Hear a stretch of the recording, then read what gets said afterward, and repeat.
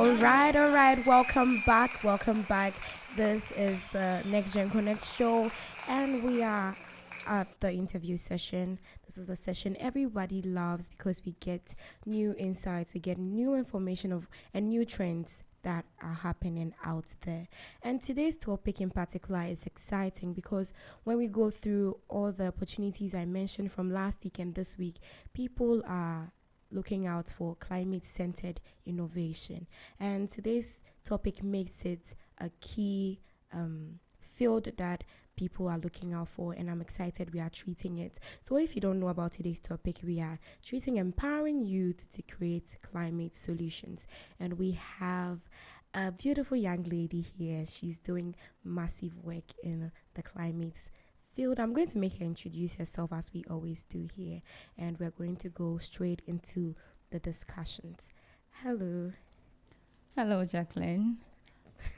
Excited to have you here. I'm also excited to be here. Thank you for having me. Okay, that's great. Kindly introduce yourself to our guests. Okay, so hello, everybody. My name is Vanessa Fusihene. I'm a senior project assistant at the University of Ghana Business School Innovation and Incubation Hub. And I also provide administrative support on the Africa Climate Collaborative Project, which is mainly a climate and sustainability centered project.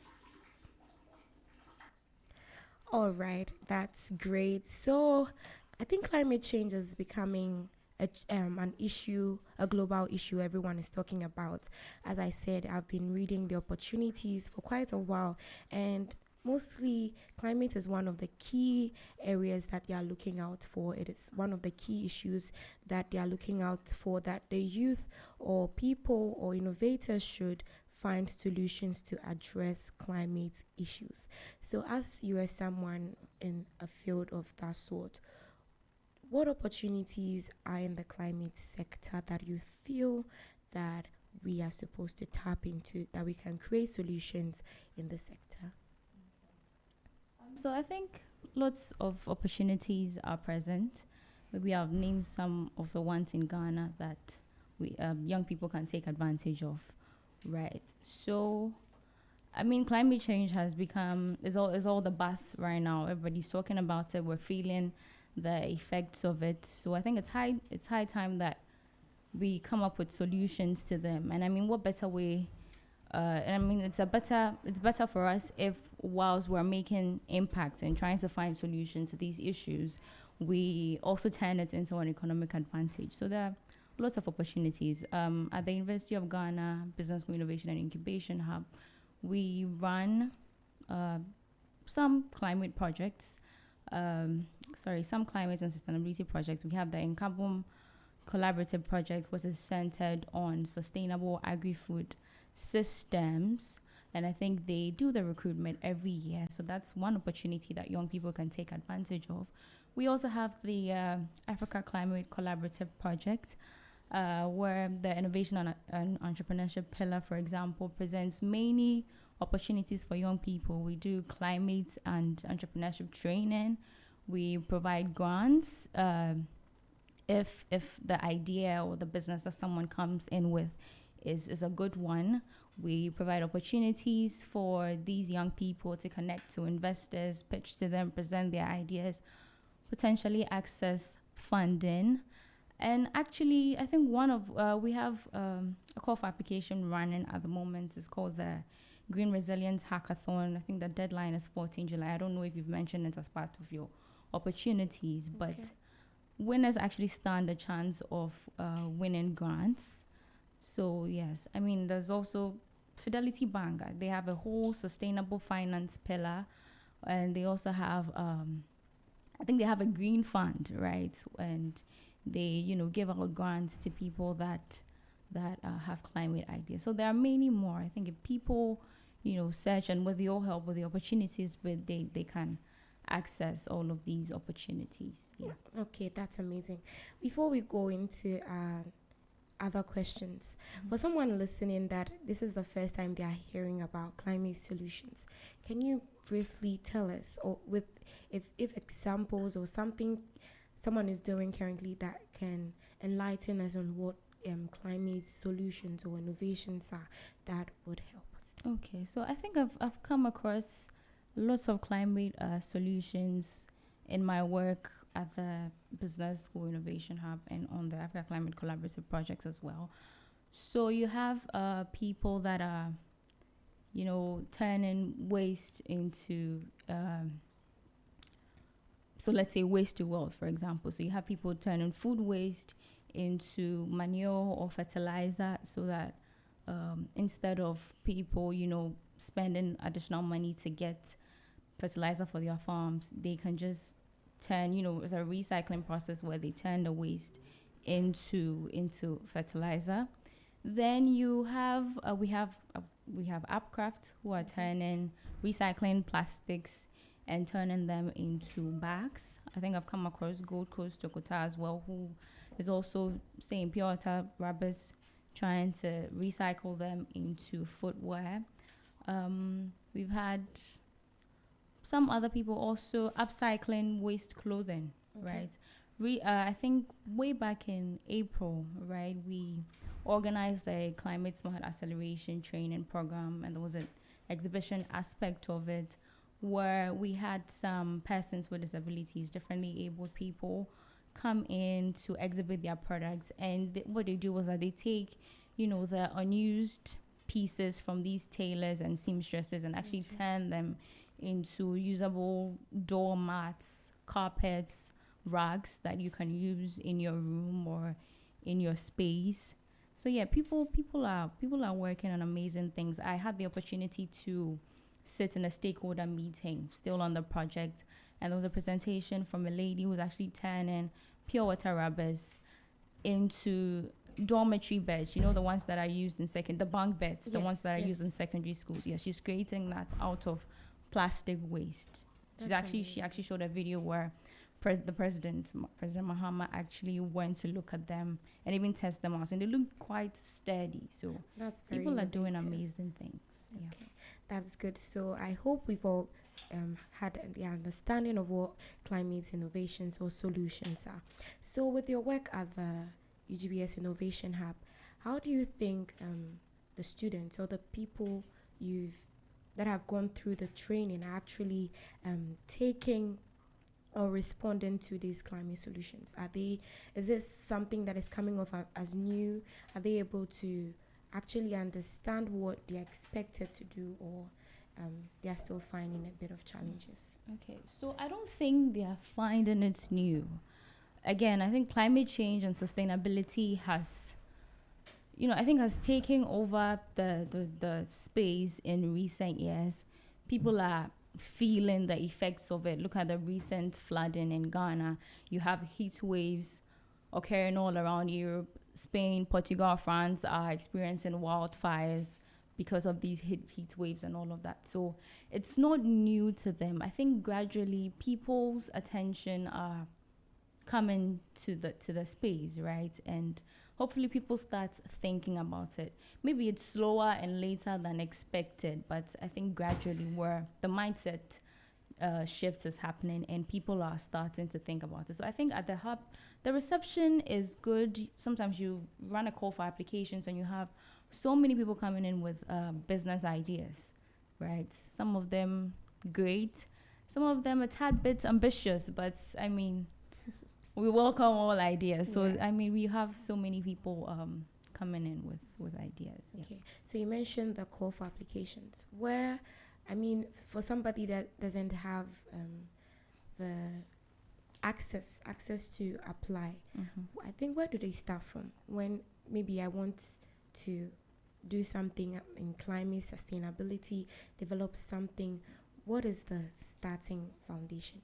Or how can they get access to somebody that is going to hold their hands and help them start these innovations? So I think, again, back to the opportunities being everywhere. Right now, there's so many incubation hubs, business incubators, accelerators ongoing. You have so many climate and sustainability short courses that are being run. So I think for someone that wants to get into the space, I think a simple Google search would bring up all these opportunities. Yeah. Really, I think a simple as Google search would spring up all these opportunities, and then they'd have access to it. Okay, Yeah. that's amazing. So you should make use of the internet. Yeah, I mean, the internet, let's yeah. not just be watching for entertainment, but also take these opportunities that are available to us. So, what are some misconceptions? I mean, you've mentioned a lot of taking waste into new products, that is recycling. What are some misconceptions that, from your experience, from your side, what have you heard people say about entering into climate innovations that actually misconceptions? They are not actually what is there. Okay, I think one that I've been privy to is that climate entrepreneurship is reserved for the scientists or the people into science or engineering. But I think, let's take a typical climate business. Fine, you may need like a scientist or engineer to do the hardcore technical stuff, the mechanical recycling, chemical recycling, and all of that. But then you probably need a business person, right, to handle the marketing, to handle finance. You need like a product designer. You need someone to go to the field, maybe take data for you, market your product for you. So I think that's one misconception. It's not reserved for just, people that have the technical know-how, but sometimes the other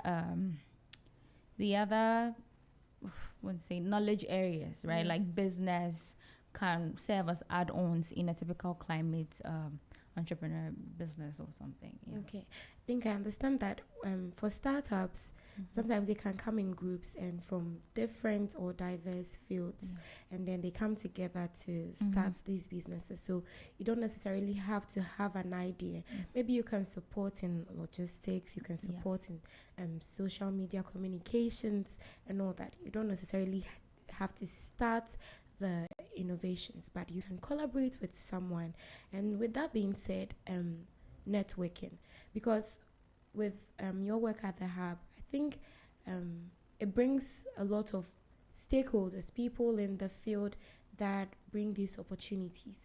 Can you tell us the importance of networking for climate solutions, or people who want to start climate innovations or solutions? Yeah, so I think networking like goes a long way. Like, I mean, per that saying, if you want to go fast, go along. If you want to go far, you have to go together. And so you need a network of people that you can fall on and call on them anytime that you need help. You can't, and I mean, you can't do everything alone. And that's one of the things we actually emphasize at the hub.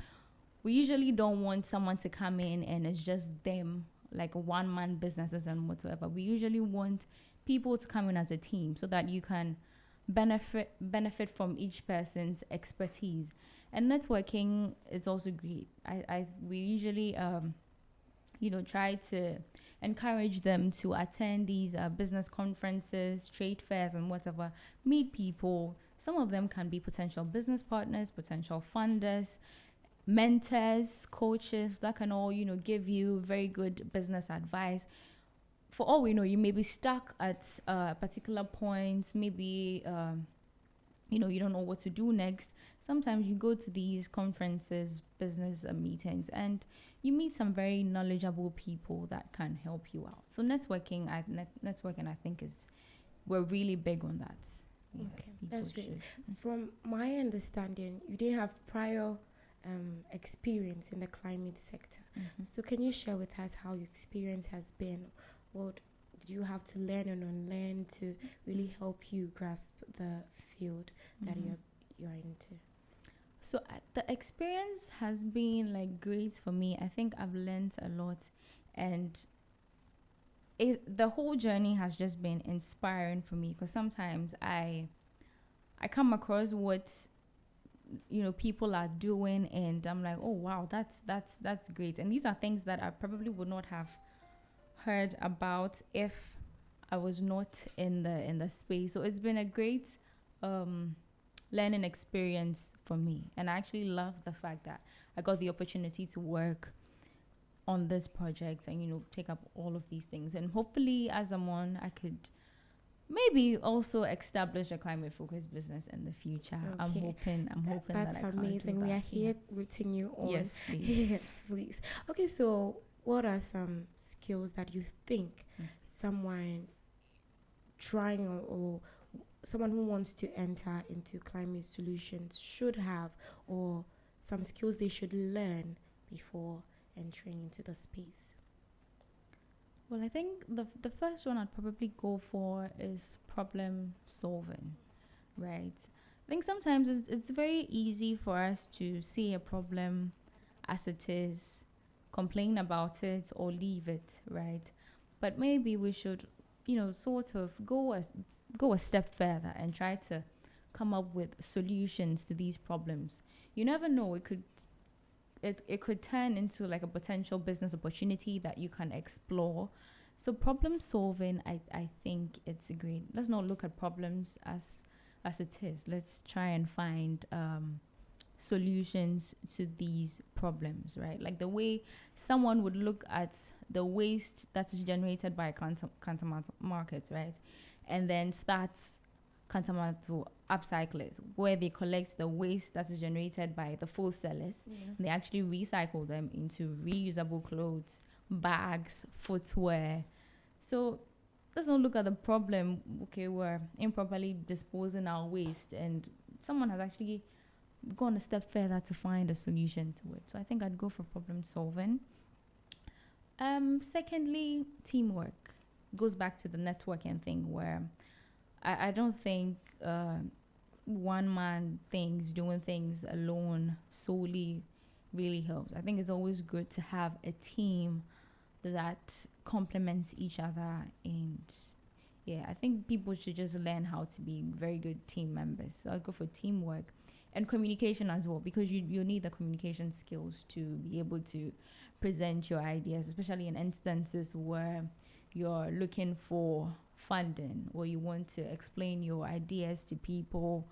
Because I mean, even in the introductory stages of a business, you need to go to people, try to find out what their problems are, find solutions to them, and these solutions then turn into businesses. So I think communication is key as well.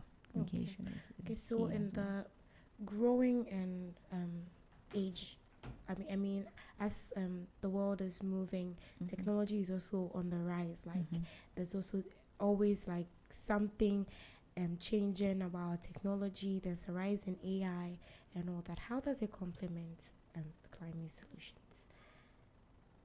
Okay, so I think with the advance of technology, AI, lots of businesses in the climate space are using these technologies. You take precision agriculture, for example, which is really like a modern farming method that uses technology like GPS, AI, drones to sort of monitor and manage a person's farm, for example. These technologies, this particular farming method makes good use of technologies. Now people are using drought-resistant seed technologies. These are seeds that have a certain resistance to pests and droughts and whatever. And yeah, I think people are also using these technologies in recycling and upcycling and all of that. So technology, AI, there's also green tech as well. I think it's come to stay, and I think it's making the whole climate business space advance a lot easier and then faster. Okay, that's amazing. Technology and AI actually complements the climate solutions and innovation. That is great. For someone listening out, I mean the youth, I can speak from my understanding that we are all centered on like solutions that will pay us now. I mean, some of the youth, we don't like stress. Yes. We want to start something. Do you think that the climate solutions pay in Ghana? Let me use in our context, because we are usually centered on providing Ghanaian youth with these opportunities. Do you think these solutions pay in Ghana, per your current experience? I think so. Yeah, I think so. Recently, right? again, back to the climate smart acceleration training that we did, where we brought in some high growth climate innovators. I think we actually threw a question to them and asked them how much money on average they make in a month. It was to access like their financial status, because we had brought banks in for a matchmaking event, right, where these people were supposed to go to the banks, pitch their ideas to them, and kind of find out if they could access some form of financing, debt financing, equity financing, get some loans, right? So we had to ask them those questions, and yes, they're making quite decent amounts of money from their climate businesses. Okay. I mean, I have actually purchased some climate products.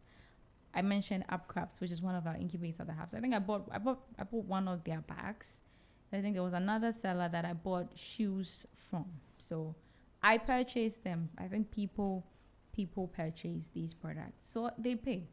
Okay, they actually do pay. You just have to find yourself in the spaces that pay. So with that being said, if someone wants to join the project as a beneficiary, what's the way in joining African Climate Collaborative or the UGBS Innovation Hub? Okay, so usually we put out a call for applications. Like when we have a project running and we're looking for applicants, we put out a call for applications. We're available. Africa Climate Collaborative or the UGBS Innovation Incubation Hub. We're available almost on all social media handles. Okay. We're on LinkedIn, we're on Instagram, we're on Facebook. So we put these call for applications over there, and people then apply. Okay. So all our opportunities are on the internet, really. We have websites too. Just search ugbsiih.org or Africa Climate Collaborative, where you get all the information on upcoming projects, upcoming training programs that you can apply for. Okay. Yeah. That's amazing. We're about wrapping up. But before we do, what do you envision that in the next few years climate solutions would be like? Or what do you envision for the near future in the climate space? I think I'm hoping to see like lots of climate businesses.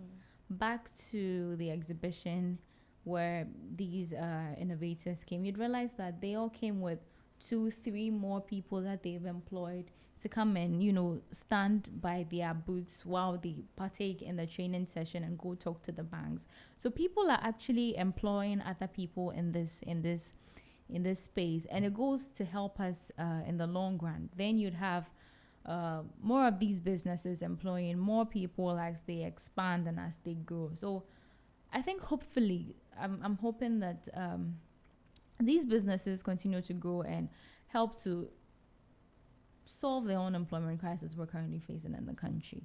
Yeah. So I'm hoping that more of these businesses come up. Yeah. That's great. We believe in testimonies here. We just want, if you have, I think during the towards the beginning of our interview, you mentioned some of the work people who have passed through the trainings either the UGBS Innovation Hub or ACC have been able to do. We just want, what is one of the successes that through the trainings and the programs, like, I don't know if it's a notable name or anyone that you'd want to just point us out to, that we can go search for them and actually see that these things are working. Okay. So the Africa Climate Collaborative, we're 2 years old. Okay. So not yet, but I think in the upcoming years, through our trainings and the grants that we're given out, we're probably going to have some of these people popping up.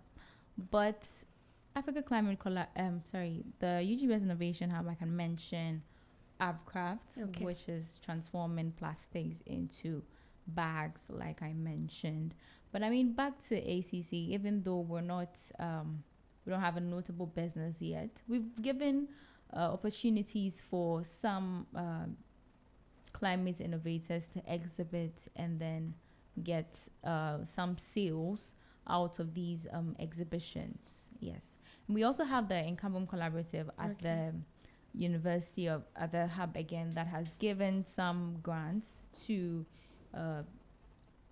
some students, right, that were recruited last year, and they've been able to use this to develop their prototype, and hopefully we'll get to see these products on the market very soon. That's amazing. I'm excited about these conversations that climate solutions are actually gaining tractions not only across the world but in Ghana here too. They are proven solutions that are available. We want to say thank you to our guest. Before we let her go, we're going to ask for her final words. Please, what final words do you have for our listeners? Anyone listening out there that you want to tell them? Okay, so I think for final words, I'd probably say that people should just start, right? Usually we waste so much time waiting for the perfect moment, the perfect opportunity until everything is right before we start something. But I think I want to tell people to just start, right? To just get to what they are planning on doing instead of waiting for the perfect moment. Yes. Thank you very much. We are happy you came. Thank today. you for having me as well. That's amazing. So the final words are just start, guys. There's no time to wait. Just start, and on God is going to go through. So this has been Next Gen Connect right here on Z 101.9 FM. We hope you enjoy the show and you're going home with a new information and new insights in the climate sector about climate innovations and solutions. And also you've taken notes of the opportunities we shared earlier. Okay, so we'll see you same time next week from 2 to 3 p.m. right here on Z 101.9 FM. Up next is Highway 1019.